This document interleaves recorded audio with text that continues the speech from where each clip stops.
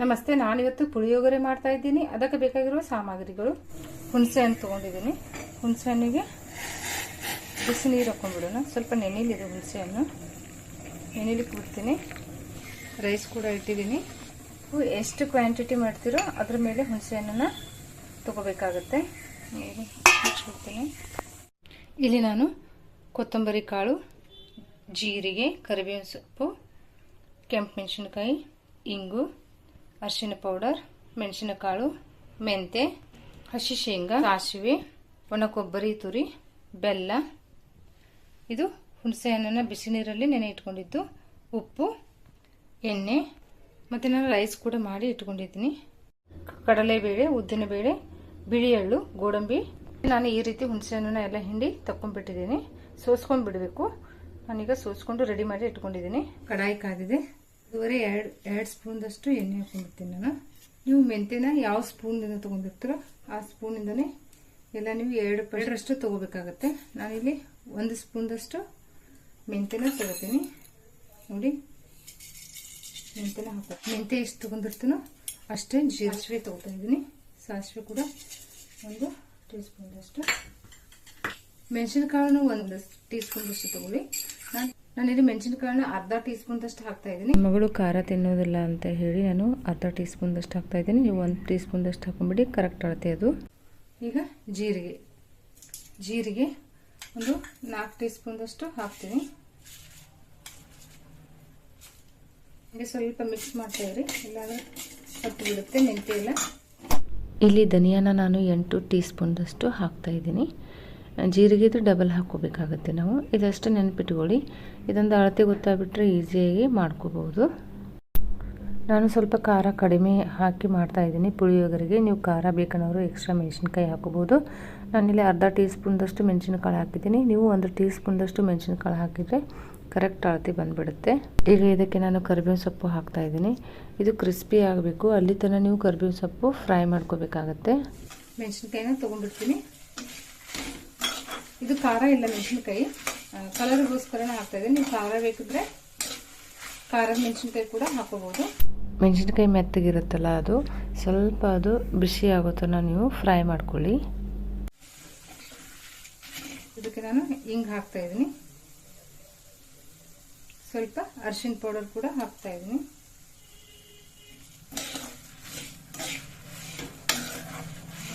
ನೋಡಿ, ಈಗ ಇದನ್ನ ಸ್ಟೋವ್ ಬಂದ್ ಮಾಡ್ಕೊತೀನಿ. ಇದು ತಣ್ಣಗಾಗಲಿ, ಇದನ್ನ ಮಿಕ್ಸರ್ ಮಾಡ್ಕೋಬೇಕು.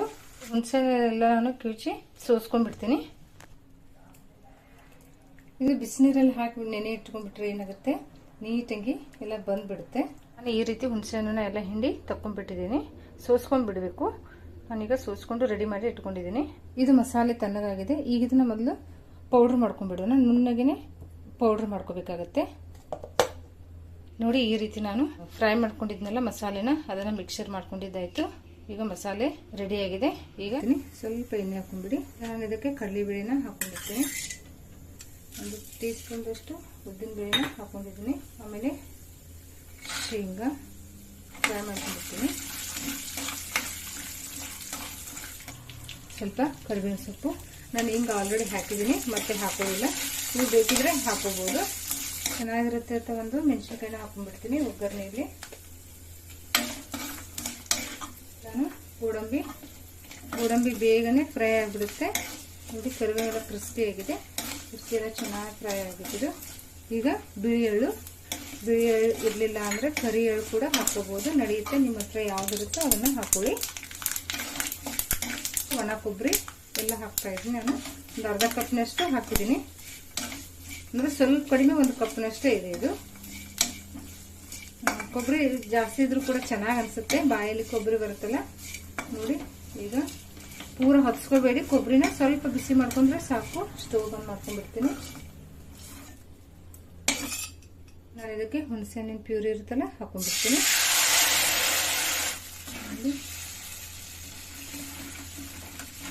ಇದಕ್ಕೆ ನಾನು ಸ್ವಲ್ಪ ಚಿಟಿಕೆ ಉಪ್ಪನ್ನು ಹಾಕ್ತಾ ಇದ್ದೀನಿ.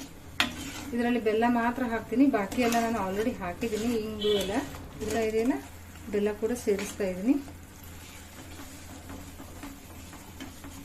ಪೌಡ್ರನ್ನ ಹಾಕೊಳ್ಳಿ. ನಾನು ಸ್ವಲ್ಪ ಇದು ಮೆತ್ತಗಿದೆ ಬೆಲ್ಲ, ಹೀಗಾಗಿ ಈಸಿಯಾಗಿ ಕರಗುತ್ತೆ ಅಂತೀವಿ. ಇದು ಗಟ್ಟಿ ಆಗಬೇಕು, ಅಲ್ಲಿ ತನಕ ನೀವು ಕುದಿಸ್ಕೊಳ್ಳಿ. ತುಂಬ ಸ್ವೀಟ್ ಆದರೂ ಕೂಡ ಚೆನ್ನಾಗಿ ಅನಿಸೋದಿಲ್ಲ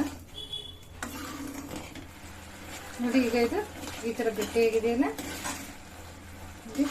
ಮಸಾಲೆ ಇರ್ತಲ್ಲ ಮಿಕ್ಸಿ ಮಾಡ್ಕೊಂಡಿದ್ದು ಹಾಕೊಂಡ್ಬಿಡ್ತೀನಿ. ಎಲ್ಲಾನು ಹಾಕೊಂಡ್ಬಿಡ್ತೀನಿ ನಾನು ನೋಡಿ. ಈ ರೀತಿ ಗಟ್ಟಿಯಾಗಿ ಬಂದಿದೆಯಲ್ಲ, ಫ್ರೈ ಮಾಡ್ಕೊಂಡಿರ್ತೀವಲ್ಲ ಮಸಾಲೆಗಳನ್ನ ಹಾಕೊಂಡ್ಬಿಡೋಣ. ಹಾಕೊಂಡು ಚೆನ್ನಾಗಿ ಮಿಕ್ಸ್ ಮಾಡ್ಕೊಂಡ್ರೆ ಪುಳಿಯೋಗರೆ ಗೊಜ್ಜು ರೆಡಿ ಆಯ್ತು ನೋಡಿ.